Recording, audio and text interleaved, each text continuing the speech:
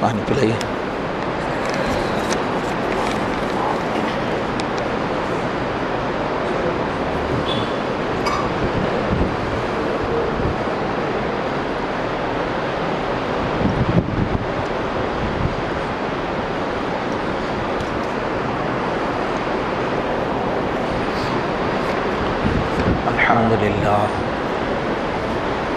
الحمد للہ وکفا وسلام علی عبادہ الذین اصطفیٰ، اما بعد، قال اللہ تبارک و تعالی: اعوذ باللہ من الشیطان الرجیم، بسم اللہ الرحمن الرحیم، کونوا ربانیین، صدق اللہ العظیم۔ اللہم صل علی سیدنا محمد وعلی آل سیدنا محمد وبارک وسلم۔ اللہم صل علی سیدنا محمد وعلی آل سیدنا محمد وبارک وسلم۔ اللہم صل علی سیدنا محمد وعلی آل سیدنا محمد وبارک وسلم۔ بہت ہی احترام کے قابل، بڑی عزت اور اکرام کے لائق بزرگوں، عزیزوں اور دوستوں، گزشتہ 4 جمعوں سے موضوع چل رہا ہے، آج 5واں دن ہے اور آج بات کو مکمل کر دیا جائے گا، اس لیے کہ ہر موضوع تفصیل تو ایسی ہے کہ سمندر ہے، لیکن کچھ ہی حصہ بیان کیا جا سکتا ہے۔ تو عنوان کیا چل رہا تھا؟ کونوا ربانیین۔ سارے نبیوں کی زندگی بھر کی محنت کا عنوان، یہ 2 لفظ بولیں گے تو یہی ہے، کونوا ربانیین۔ آسمان سے جتنی بھی کتابیں آئی ہیں ان سب کا ٹاپک یہ 2 ہی لفظ میں ہے، کونوا ربانیین، اصل جو مقصد ہے۔ اور یہ ہماری نمازیں، یہ ہمارا رمضان، یہ ہمارا لباس، یہ ہماری تہذیب، اس سب کا بھی اصل ٹارگٹ یہی ہے، کونوا ربانیین۔ وہ ہے یعنی اللہ کا مطالبہ کیا ہے، دین کا مقصد کیا ہے کہ ایک ایک مومن ربانی بن جائے، یعنی اللہ کا ہو جائے، رب والا ہو جائے، پورے کے پورے اللہ کے ہو جاؤ۔ یہ نہیں کہ کچھ اطاعت نفس کی ہو رہی ہے، کچھ فرما برداری شیطان کی ہو رہی ہے، کچھ فرما برداری ہماری زندگی میں سوسائٹی کی ہم کر رہے ہیں، کچھ باتیں ہم گھر والوں کی سن رہے ہیں، نہیں، پورے کے پورے اللہ کے ہو جاؤ۔ ادخلوا فی السلم کافہ، اسلام میں اللہ کے آگے اپنے کو حوالے کرنے میں مکمل داخل ہو جاؤ اسلام۔ ادخلوا فی السلم کافہ، کیونکہ ہمارے پاس جو کچھ ہے سب کچھ اللہ ہی کا ہے، کسی اور کا نہیں، اس لیے اللہ ہی کا ہم پر حق ہے۔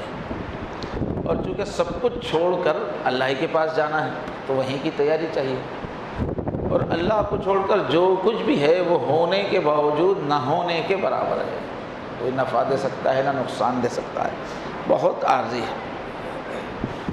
تو کیا چاہ رہا ہے قرآن کہ اللہ کی ایسی پہچان اپنے اندر پیدا کرو، اتنا گہرائی سے اللہ کو پہچانو کہ شدید محبت ہو جائے اللہ سے، اور بہت زیادہ ادب آئے اللہ تعالیٰ کا زندگی میں، اور ہر لمحہ اللہ کی یاد قائم ہو جائے، اتنا قریب سے معرفت حاصل کرو، تعلق بناؤ کہ ہر لمحہ اللہ کی یاد میں رہو، اور ایسے ہو جاؤ جیسے تم اللہ کے دربار میں ہو۔ ہر نماز میں مشق اسی کی ہے، گویا کہ تم اللہ کو دیکھ رہو، کأنک تراہ، اتنا دھیان بنانے کا حکم، اور اللہ ہر وقت میرے ساتھ ہیں، اس کا دھیان پکا ہو جائے، اور اپنی مرضی فنا ہو جائے اللہ کی مرضی میں، پھر اپنی الگ سے کوئی مرضی نہ رہے۔ اس سب کو اللہ کا تعلق بھی بولتے ہیں، اسی کو بندگی کہتے ہیں۔ وما خلقت الجن والانس الا لیعبدون، عبادت جو کہے تو غایت الخضوع مع غایت المحبہ، اتنی اللہ سے شدید محبت ہو جائے کہ آدمی آخری درجے تک اللہ کے سامنے بچ جائے۔ اللہ کی مکمل فرما برداری شدید محبت کی وجہ سے۔ تو یہ محبت ایسی تمہارے اندر آ جائے کہ تمہارے اندر وہ کیریکٹر پیدا ہو جائے جو اللہ کو پسند ہے، جو اللہ کا ہے، اس لیے کہ تم کو ہمیشہ اس دنیا میں نہیں رہنا ہے، ہمیشہ جنت میں رہنا ہے۔ تو اللہ کا کیریکٹر بنا لو گے تو اللہ کے ساتھ رہ سکو گے، منزل ہماری جنت ہے۔ یہ بات ہوئی۔ اب اس تعلق کو بنانے کے لیے مستقل بیان ہوا ایک جمعہ میں کہ روح کو طاقتور بنانا ہے، اس لیے کہ روح پہلے سے ہی جنتی طبیعت والی ہے، بس اس کو پاور میں لانا ہے۔ اب رکاوٹ جو ہے وہ نفس ہے، جو جسم کا مینیجر ہے، اس کو کنٹرول کرنا ہے، اس کو ختم نہیں کرنا ہے، تربیت کرنا ہے۔ اس کا طریقہ یہ ہے کہ خواہشات کو روکنے کی عادت ڈالی جائے، اور یہ تعلق مستقل ایسا کہ آدمی اللہ کا ہو جائے۔ کیسے بنتا ہے اس کو بھی سمجھایا گیا کہ کوئی عادت کنٹینیو بار بار اس کا اہتمام کیا جائے، کوئی عمل بار بار اختیار کیا جائے تو پھر انسانی وہ طبیعت بن جاتی ہے۔ تو ایسے ہی اہتمام سے گناہوں سے بچ رہے ہیں، شریعت کی پابندی کر رہے ہیں، مدت تک پابندی کرنے سے شریعت طبیعت بن جاتی ہے۔ ایسے ہی غفلت میں آدمی ہے لیکن وہ مسلسل اللہ کو یاد رکھنے کی مشق کر رہا ہے، تو اللہ کو یاد رکھنا انسان کے دل کی صفت بن جاتی ہے۔ اس کو کھول کے بیان کیا گیا، اور یوں بھی نسبت یوں بھی بتائی گئی، اس کو نور کہا گیا ہے قرآن میں، اور قرآن میں دعا سکھائی گئی، ربنا اتمم لنا نورنا، یہ دعا کرو کہ اللہ ہمارے نور کو مکمل کر دیجیے۔ اور تہجد پڑھ کے حضور مسجد جو آتے تھے تو نور کی دعا ہے، اللہ میرے آگے نور کر دے، پیچھے نور کر دے، دائیں نور کر دے، بائیں نور کر دیجیے، میرے اندر نور کر دیجیے۔ تو یہ تعلق جو ہے اللہ کا، اسی کو نور کہا گیا ہے۔ یہ جو بنتا ہے نیک اعمال سے، جب بھی ہم نیک عمل کرتے ہیں فوراً وہ ایک روشنی میں تبدیل ہو جاتا ہے، وہی فرشتے روزانہ لے جاتے ہیں۔ تو اگر نیک اعمال آدمی کرتا جائے تو اس کی فطرت جو ہے اس کے قالب پہ بھی نور کا اثر ہو جاتا ہے، اس کی روح بھی نورانی ہوتی چلی جاتی ہے۔ اور گناہ کرتا ہے تو دھبا پڑ جاتا ہے روح پہ، پھر توبہ کرتا ہے تو وہ مٹتا ہے، ورنہ دھبے بڑھ جاتے ہیں۔ تو نیکیاں کرتے رہے تو آدمی وہ بڑھتی چلی جاتی ہیں، پورے بدن میں روح میں نور آ جاتا ہے، اور یہی نور کل قیامت میں کام آنے والا ہے۔ اور یہ بھی موضوع ہوا کہ اگر ہم اللہ سے سچا تعلق بنائیں گے تھوڑی سی محنت کر کے تو فائدے کیا ہوں گے۔ تو یہ بتایا گیا کہ دین میں ہی مزہ آنا شروع ہو جائے گا، گناہوں میں مزہ نہیں آئے گا، پھر دین میں بہت مزہ آئے گا، فرحت رہے گی، ہمیشہ ایک فرحت، ایک راحت، ایک سکون کی کیفیت رہے گی، بلکہ جوش رہے گا ایک۔ اور دنیا کے بھی سارے کاموں کی اللہ نے ذمہ داری لی ہے، حدیثوں میں بھی ہے، آیتوں میں بھی۔ تم میرے ہو جاؤ، سچا تعلق بنا لو، تو الیس اللہ بکافٍ عبدہ، جو بندہ اس کا ہو گیا اس کے لیے اللہ کیا کافی نہیں ہے۔ اور حدیث میں فرمایا کہ ہر خیر دوسروں سے پہلے اس کو ملے گا، بکل خیر الیہ اسرع۔ اور مشہور محدث ابن قیم کا جملہ ایک نقل کیا گیا کہ دنیا کے بھی سب کام ہو جائیں گے، دین میں بھی فرحت آئے گی، اور ایک عجیب سرور ملے گا آدمی کو۔ آدمی گناہ کیوں کر رہا ہے؟ سرور کی خاطر، مزے کے لیے، غلطیاں ساری کر رہا ہے مزے کے لیے۔ لیکن اللہ سے اگر تعلق بن گیا تو ایک ایسا مزہ اللہ دے دیتے ہیں 24 گھنٹے، جو دنیا کا ہے ہی نہیں، وہ جنت کا ہے۔ ظاہر ہے جنت کی ہر چیز بہت زیادہ کوالٹی والی ہے۔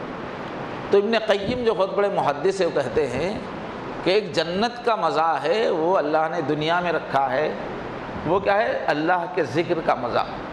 جب ذکر میں آدمی پرفیکٹ ہو جائے تو پھر ایسا مزہ ہوتا ہے کہ ہر وقت جنت جیسا مزہ یہیں آنے لگتا ہے۔ چنانچہ مختلف ائمہ کے جملے نقل کیے۔ ابن تیمیہ کہتے تھے کہ میرے دشمن چاہے لاکھ سازشیں کر لیں، میری جنت تو میرے سینے میں ہے، اندر ہے سرور، تم باہر کتنا بھی کچھ بھی کر لو۔ ایسے علامہ اقبال نے کہا کہ اپنے من میں ڈوب کر پا جا سراغ زندگی، زندگی کا راز معلوم ہونا ہے تو دور مت جاؤ، اپنے ہی دل میں ڈوبو، اپنے دل کو دل بناؤ۔ یہ دل کیا ہے؟ روح کا مقام ہے، اللہ کی محبت کا مقام ہے، تو اپنا دل بنا لو تو پھر زندگی کا پورا خزانہ یہیں ملے گا، زیادہ دور جانے کی ضرورت نہیں۔ اب پھر یہ بھی موضوع آیا کہ اب یہ جو کیفیت بنانی ہے اللہ سے سچا تعلق، اس کے واسطے 3 چیزیں ہیں۔ ایک تو ہے ذکر کثیر، ایسی عادت ڈالی جائے کہ ہر وقت دل ذکر میں رہے۔ یہ کوئی زیادہ مشکل نہیں ہے، جو جانتے ہیں طریقہ ان سے سیکھ لیں تو ہر وقت دل اللہ کی یاد میں رہیں، چاہے ہنستے رہیں، کھاتے رہیں، پیتے رہیں، اس کی مشق ہو جاتی ہے۔ دوسری چیز ہے اتباع سنت، حضور کا جو طریقہ ہے، شریعت کی پابندی، دین کی پابندی، سنتوں کی پابندی، بلکہ یہ سارا تعلق مع اللہ بنایا جا رہا ہے دین پر چلنے کی طاقت آنے کے لیے۔ جیسے پٹرول ڈالا جاتا ہے گاڑی کو چلانے کے لیے، پٹرول ڈالا جا رہا ہے گاڑی کو چلایا ہی نہیں جا رہا ہے تو کوئی مطلب ہی نہیں۔ تو دین پر چلنے کی طاقت آنے کے لیے یہ اللہ سے تعلق بنایا جا رہا ہے، اور دین پر چلنے سے وہ جنتی کیریکٹر پیدا ہوتا ہے۔ اصل ہے دین پر چلنا، دین کا علم حاصل کر کے دین پر چلنا، دین میں جو عقائد بتائے گئے ہیں وہی ہماری سوچ کی بیس ہو اور عبادتیں ہمارے اندر ہو۔ اس سے زیادہ اس دور میں بہت زیادہ سمجھنے کی جو بات ہے وہ یہ ہے کہ آدمی اپنی کمائی ٹھیک رکھے، کمائی کے معاملے میں، لین دین کے معاملے میں، مالی معاملات میں اسلام کی پابندی کرے، وہ بہت اہم ہے۔ دوسرے، سوسائٹی میں جو ہم رہتے ہیں، جو لوگوں کے ساتھ معاشرت، اس پہ بہت زیادہ زور دینے کی ضرورت ہے کہ آدمی اپنے اطراف کے سب انسانوں سے ان کے حقوق جان کر اس کے مطابق زندگی گزارے۔ اور تیسری چیز ہمارے اخلاق، غصہ ہے، کینہ ہے، حسد ہے، گالی دینا ہے، بے ایمانی، یہ برے اخلاق پورے نکالے۔ یہی حضور کا طریقہ ہے، اصل جنت میں پہنچانے کی روٹ یہی۔ اور ذکر اور تعلق مع اللہ، اس پہ چلنے کی اب پٹرول ہے۔ آپ پاس گاڑی اچھی ہے، پٹرول بھی اچھا بھرا کے ہے، مگر راستہ ہی نہیں معلوم ہے، جنگل میں کھڑی ہوئی گاڑی تو منزل کیسے آئے گی؟ راستہ جو ہے وہ یہ شریعت ہے، اس کے احکام ہیں، اسی سے آدمی جنتی بنتا بھی ہے اور وہاں پہنچتا بھی۔ اب یہ 2 چیزیں آنے کے لیے کہ اللہ کی یاد بھی قائم ہو جائے، شریعت کی پابندی، باریک باریک چیزوں میں اس کی بھی صلاحیت آ جائے، اس کے لیے کہتے ہیں تیسری چیز جو بنیادی ہے وہ ہے صحبت صالحین۔ اللہ کے جن بندوں کی زندگی میں اللہ سے سچا تعلق ہے، شریعت کی پابندی ہے، ان کی صحبت سے بہت زیادہ اثر ہوتا ہے، بہت جلدی اثر ہوتا ہے اور پکا اثر ہوتا ہے، پورا انسان بدلتا ہے۔ صالحین، کاملین، دونوں کی صحبت، ایک تو ہے نیک لوگوں کی صحبت، ایک جو دین میں کامل ہیں ان کی صحبت۔ یہ اس کو بتایا گیا کہ سورہ فاتحہ میں یہی سکھایا گیا، اور اللہ کا ہمیشہ طریقہ یہی رہا ہے کہ ایک کامل کو، نبی کو، بھرپور کیریکٹر والے، اللہ سے سچے تعلق والے نبی کو بنا کر ان سے پھر سوسائٹی کو بدلتے ہیں۔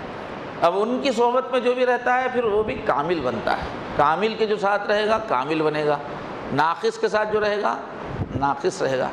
تو اللہ تو ہمیشہ کام ایسے ہی کیے ہیں کہ پہلے کامل بنا کر ان سے کام لیا۔ چنانچہ صحابہ کرام کیسے کامل بنے، ہر صحابی ایک مرتبہ بھی انہوں نے کلمہ پڑھا ہے تو ان کا ایمان، ان کا کیریکٹر پوری امت کے اولیاء سے بڑھ کر ہے، یہ اصول ہے۔ تو کامل سے اللہ نے کام لیا، اور پورے صحابہ کو حضور نے نسبت والا تعلق، کچا پکا کسی کو بھی نہیں رکھا، تمام اولیاء سے افضل کہہ رہے ہیں ایک صحابی جو صرف ایک مرتبہ حضور کی محفل میں بیٹھے، کیوں؟ ویسا اللہ سے تعلق بن جاتا تھا۔ آج ہمارے ذہنوں میں ہے نا کہ اتنا تعلق بننے کی کوئی ضرورت نہیں ہے، تو حضور کا تو اسوہ یہ ہے کہ ہر ایک کو ایسا بنا دیا کہ بعد کے اولیاء مقابلہ نہیں کر سکتے، تو ہم اس کو ضروری کیوں نہیں سمجھ رہے اللہ سے سچا تعلق بنانے کا؟ تو اللہ تعالیٰ نے خود فرمایا کونوا مع الصادقین، نیک بننا ہے تو سچوں کے ساتھ رہو۔ صحبت سے اثر ہوتا ہے، ماحول سے اثر ہوتا ہے۔ انسان کی طبیعت اللہ نے بنائی ایسی ہے، وہ صحبت سے سب سے زیادہ اثر لیتی ہے۔ اللہ نے خود ایسا نیچر بنایا ہے اور فرمایا واتبع سبیل من اناب الی، اگر میری طرف آنا ہے تو جو پہلے سے میرا ہو گیا ہے اس کے پیچھے چلو۔ واتبع سبیل من اناب الی، قرآن مجید کیا ہے کہ جو میری طرف مڑا ہوا ہے، جس کا دل بنا ہوا ہے، جس کے اخلاق بنے ہوئے ہیں، اس کے تم پیچھے پیچھے آؤ۔ ایک بزرگ کہتے ہیں کہ تنہا نہ چل سکیں گے محبت کی راہ میں جا رہا ہوں آپ میرے ساتھ آئیے، بہت آسان الفاظ۔ تو اللہ فرمانے واتبع سبیل من اناب الی، آدمی اپنی اصلاح خود نہیں کر سکتا کبھی بھی، اس لیے کہ شیطان ہمارے ساتھ لگا ہوا ہے، ہمارے ساتھ جو نفس ہے وہ اتنا مکار ہے، ہر برائی کو اچھا ہی کر کے بتاتا ہے۔ تو اپنی غلطی پوری ہم کو نظر نہیں آ سکتی، اوپری اوپری چیزیں تو نظر آ سکتی ہے، گہری غلطیاں ہم کو سمجھ میں نہیں آ سکتی، اس کے لیے مربی ہونا ضروری ہے۔ تو یہاں تک بات ہو چکی ہے۔ اسی کا یہ جو کام تھا نبیوں کا اصل کام، کہ ایک آدمی کو سچا مسلمان بنا کر جنت میں پہنچنے والی صفات بنائی جائے، یعنی تزکیے کا کام، آدمی کو متقی بنانے کا کام۔ اس کا جو سلسلہ چلا ہے تو بعد میں چل کے اس کا ایک نام پڑا تصوف۔ حضور کے زمانے میں تو نام نہیں تھا، حضور کے زمانے میں کیا ہے، قرآن میں کیا ہے، تزکیے کا نام ہے، تقویٰ کا نام ہے اور احسان کا نام ہے۔ حضور کے زمانے میں کیا ہے، ہر چیز الگ الگ نہیں ہوئی تھی۔ بھائی مدینے میں 10 سال ملے تھے، اسی میں قیامت تک کے لیے پورے دین کی تشریح بھی کرنا ہے اور پھر 16 لاکھ مربع میل میں اسلام کو چلا کے بتانا بھی ہے، حکومت چلانا ہے۔ تو ہر چیز کیا ہے، وہاں صرف جڑیں ہیں، شاخیں پتے وتے نہیں ہیں، وہاں صرف وہاں پر ہر چیز کی بیس ہے۔ تو اب حضور پاک صلی اللہ علیہ وسلم کے زمانے میں الگ سے علم حدیث نہیں تھا، کسی کا نام محدث نہیں تھا، علم حدیث کے اصول نہیں تھے، علم تفسیر نہیں تھا، اس کا الگ سے مفسر نہیں تھے کوئی، اس کا کوئی علم نہیں تھا، اس کے ماہرین نہیں تھے۔ ایسے ہی اسلام کا جو قانون ہے وہ مرتب نہیں تھا، فقہ جس کو کہتے ہیں۔ نماز ہی کیا ہے، بنتے بنتے بنتے وہ بنی ہے، وہ اتنا جو اسلام کا سب سے پہلا رکن ہے، اسلام کا چہرہ نماز ہے، یہ نماز ہی آخر وقت تک کبھی ہاتھ باندھتے تھے پھر ہاتھ چھوڑ دیے، اس وجہ سے نماز شروع کرنے سے لے کر سلام پھیرنے تک 200 مسئلوں میں اختلاف ہے، اس سے الگ الگ مسلک بنے ہیں۔ نہیں، حضور نے پہلے کچھ کیا پھر کچھ کیا، پھر آہستہ آہستہ جیسا اللہ کی رہنمائی ملتی رہی، وہ جب نماز ہی نہیں بنی تو پورا اسلام کا قانون بنا کے ریڈی میڈ کر کے کیسے دیں گے؟ مگر بنیادی طور پر رہنمائی تھی۔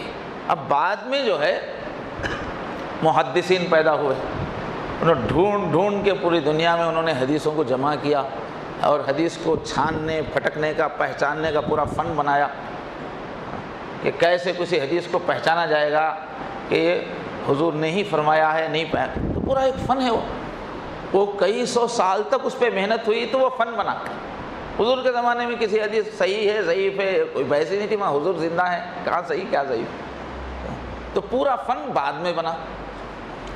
علم تفسیر بعد میں بنا، علم فقہ بعد میں بنا، بڑے بڑے ایک کے بعد ایک ماہرین آئے، انہوں نے اس کے اصول بنائے، اس کی تفصیل بنائی، تو ان کا نام پڑا، ان کو ائمہ کہتے ہیں، حدیث کے ائمہ۔ امام بخاری حدیث کے امام ہیں، امام مسلم حدیث کے امام ہیں، پورے علوم اس کے اصول انہوں نے بنائے۔ ایسے ہی فقہ کے امام ہم سب جانتے ہیں، یعنی احکام معلوم ہونا، طریقہ معلوم کرنا، نماز کا، زکوٰۃ کا قانون۔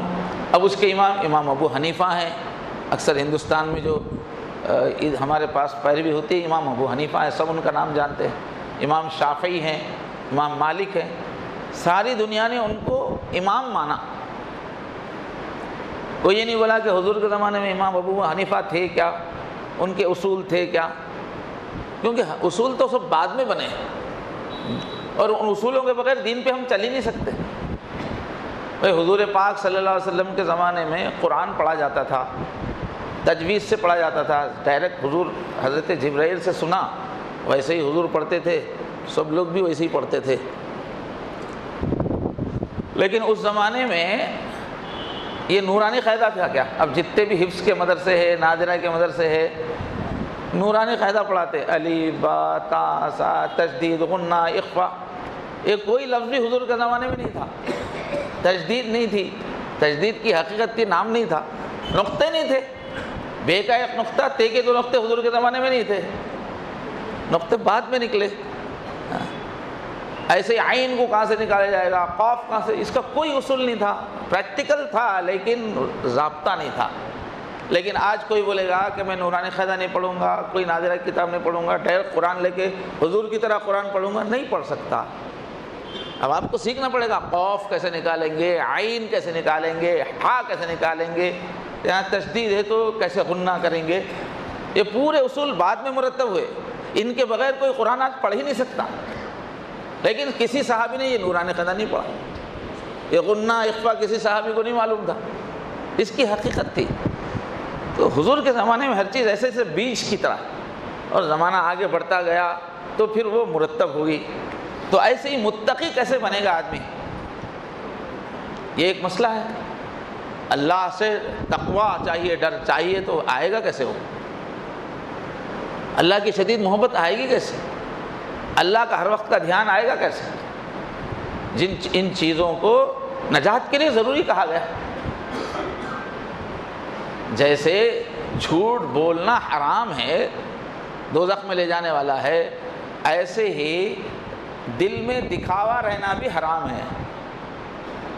تو ظاہری بھی حکم ہے شریعت میں، اندر کے بھی حکم ہے۔ اب یہ پورا آدمی کے اندر سے دکھاوا کیسے چلے جائے، آدمی کے اندر سے حسد کیسا جائے،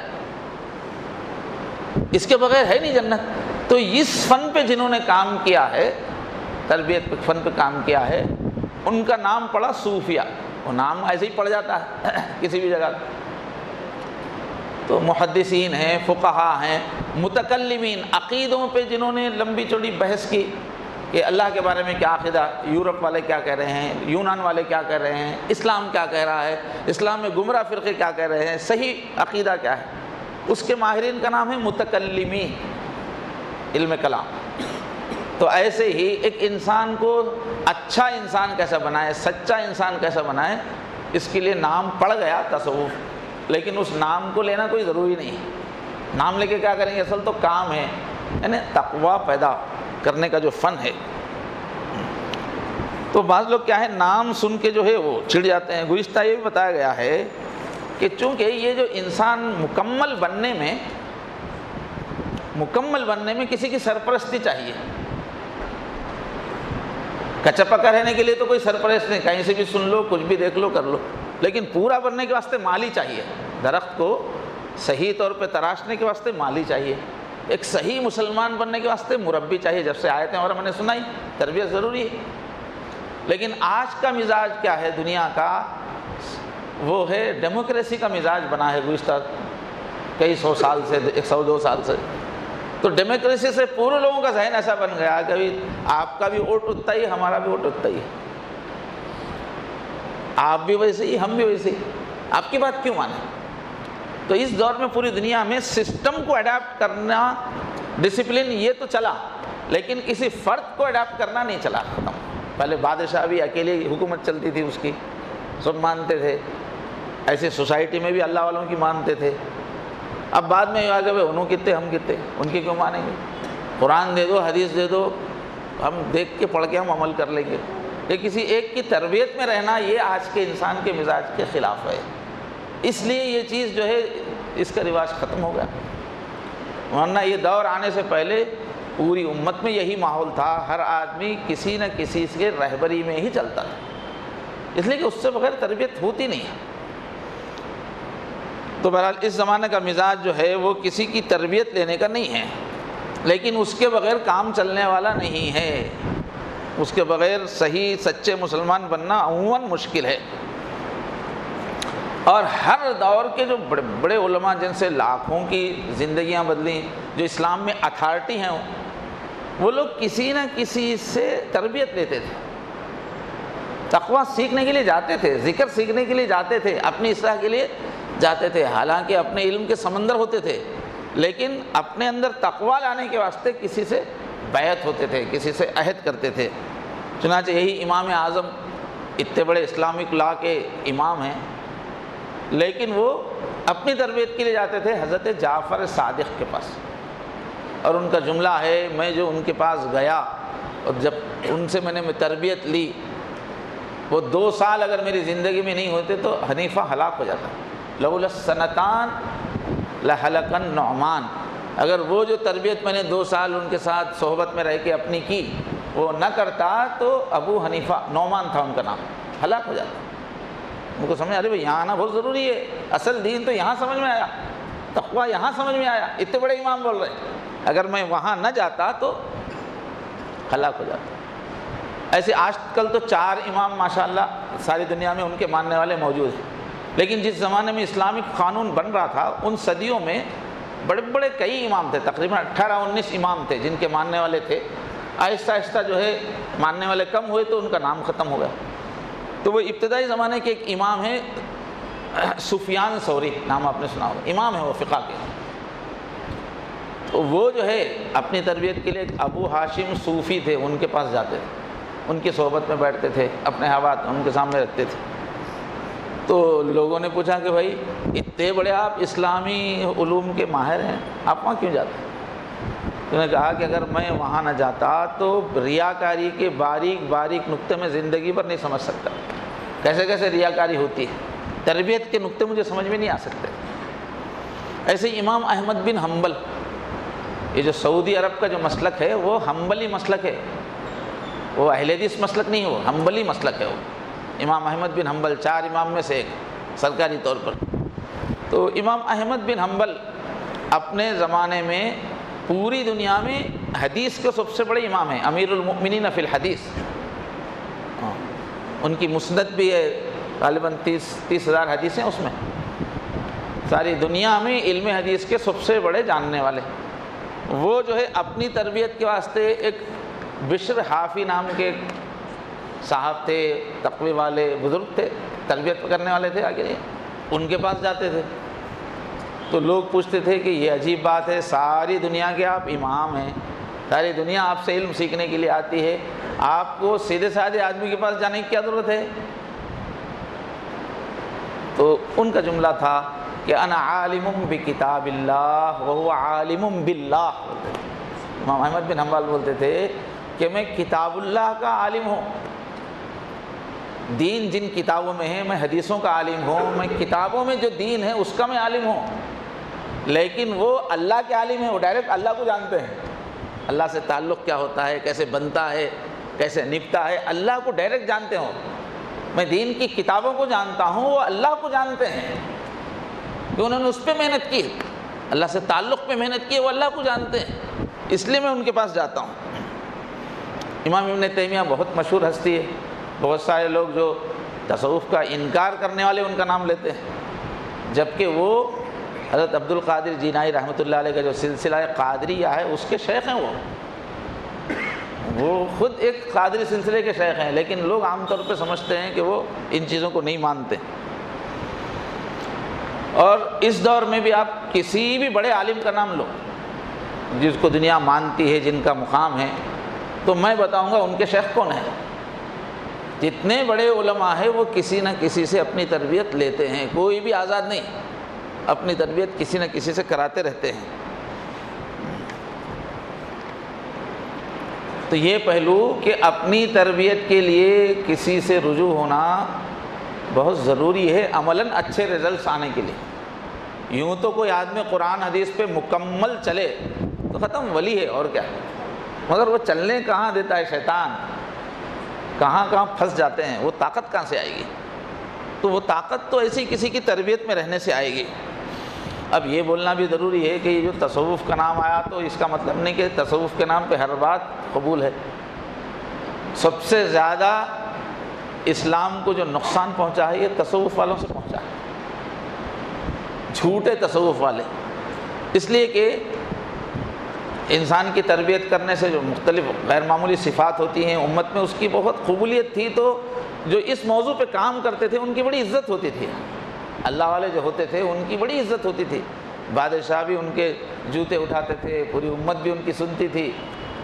تو دنیا میں ایسے بہت سارے لوگ پیدا ہوئے، بولے کہ بھائی یہ مارکیٹ میں اس کا اچھا چلن ہے، بہت پیسے کما سکتے ہیں، تو جھوٹی نیت والے بھی تصوف میں گھس گئے، وہ بھی اس کے طریقے انہوں نے اختیار کر لیے، انہوں نے وہ ٹاپکس اختیار کر لیے، لیکن وہ اندر سے کیا ہیں؟ وہ دنیا دار ہیں، وہ تو شیطان کے شاگرد ہیں۔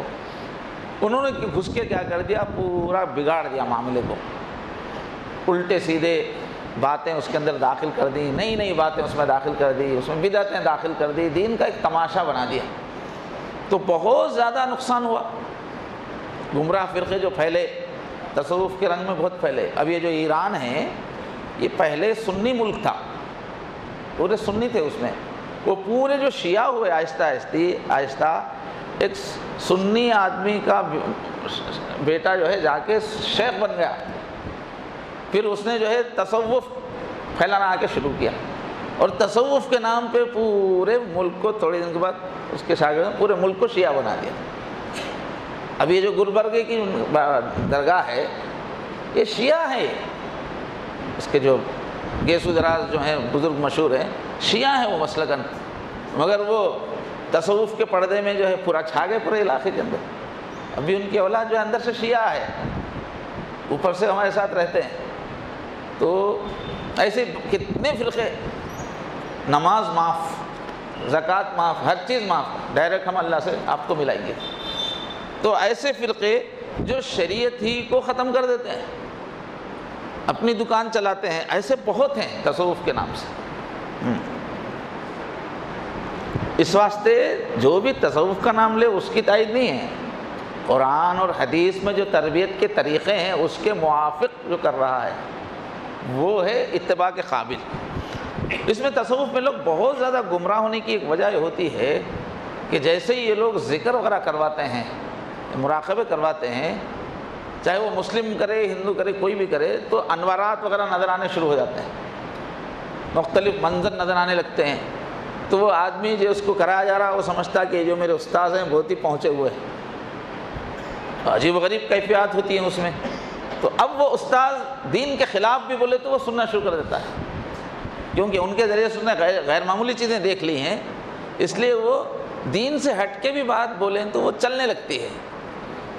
اور یہ لوگ جو ہیں اپنے کرتب بھی دکھاتے رہتے ہیں۔ اس لائن میں جب آپ روح پہ محنت کریں گے تو غیر مسلم ہندوؤں کے پاس بھی کتنے کرتب والے ہیں، آج ایک ایک گرو کے پاس کروڑوں لوگ ان کے بیعت ہیں، اس کے پاس مانتے ہیں، تو کچھ تو اس میں صلاحیت ہوگی نا، کچھ تو ان کو رنگ دکھا رہا ہے وہ، کچھ تو ان کو کیفیتیں دکھا رہا ہے، تو بڑے بڑے IAS آفیسر جا کے پاؤں پڑ رہے اس کے۔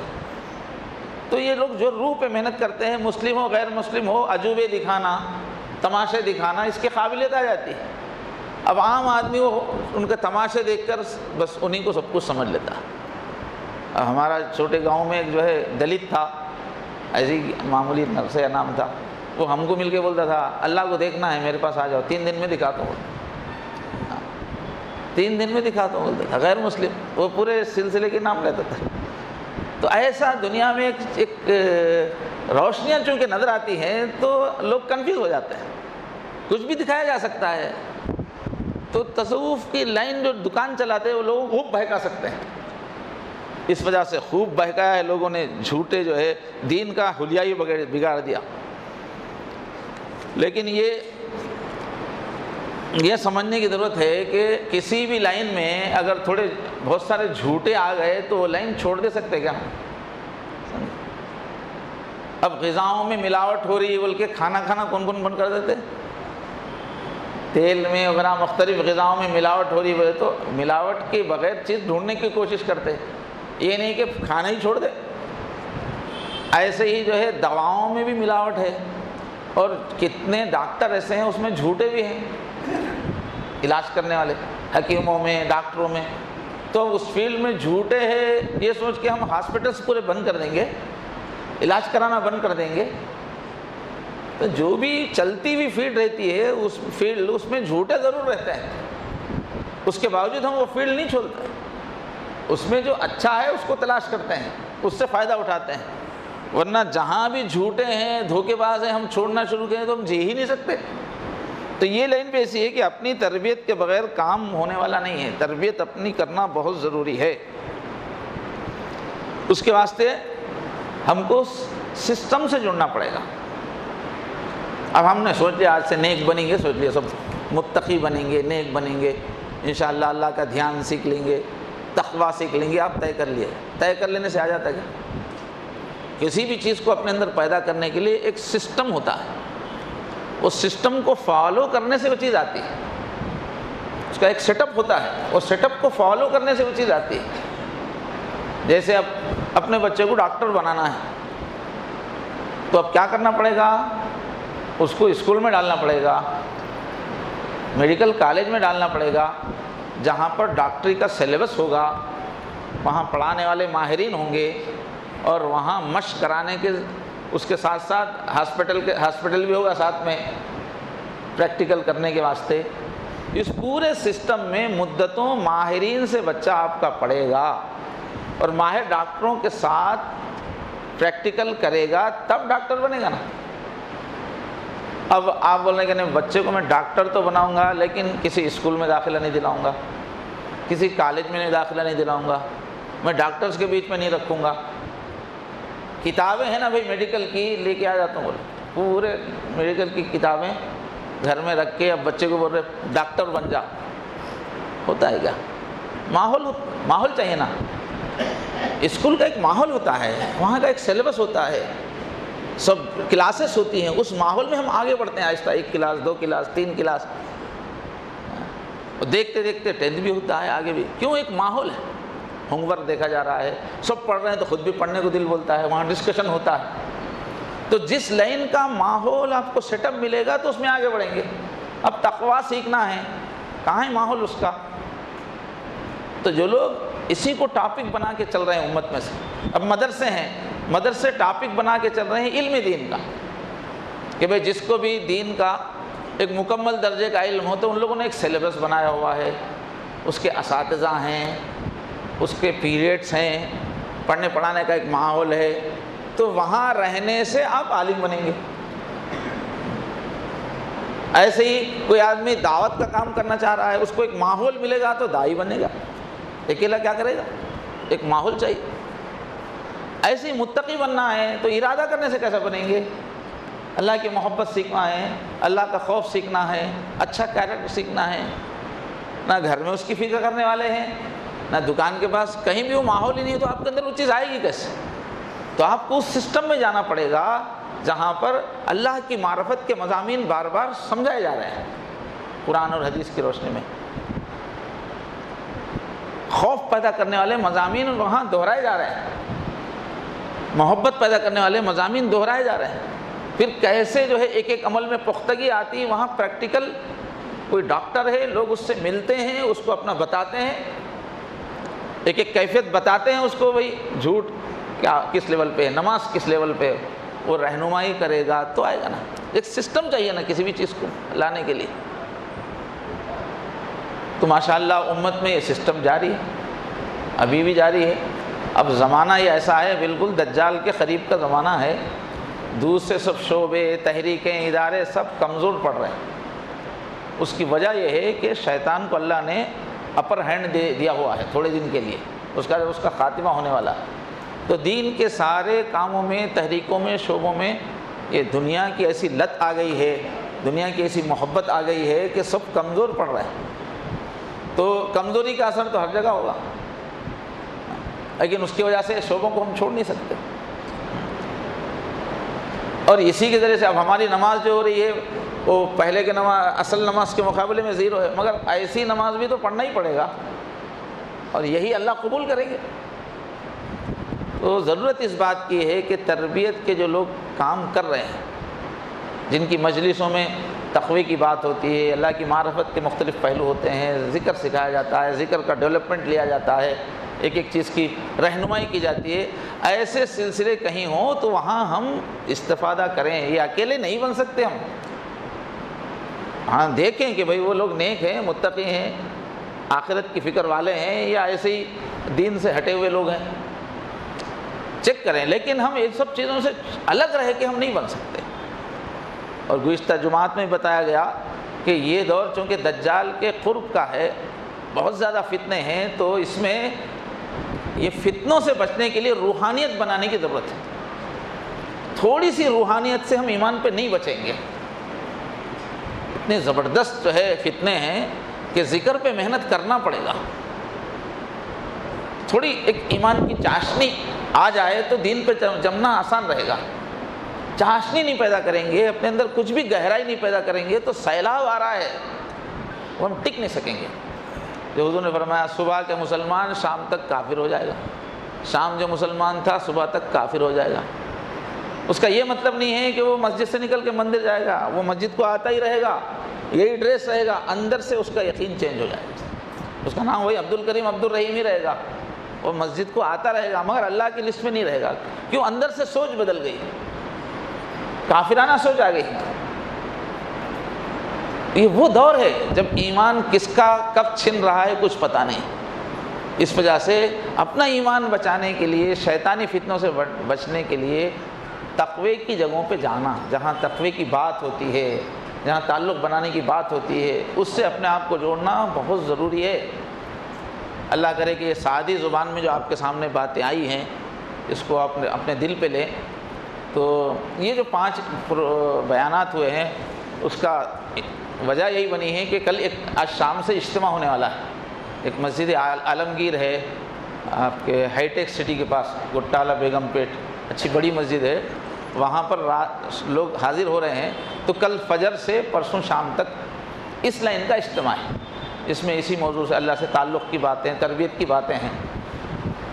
اور چونکہ لوگ دور دور سے آ رہے ہیں، مختلف ریاستیں، تھوڑی تعداد میں جگہ جگہ سے آ رہے ہیں مگر مختلف ریاستوں سے، مختلف ڈسٹرکوں سے آ رہے ہیں، تو اللہ کی رحمت متوجہ رہتی ہے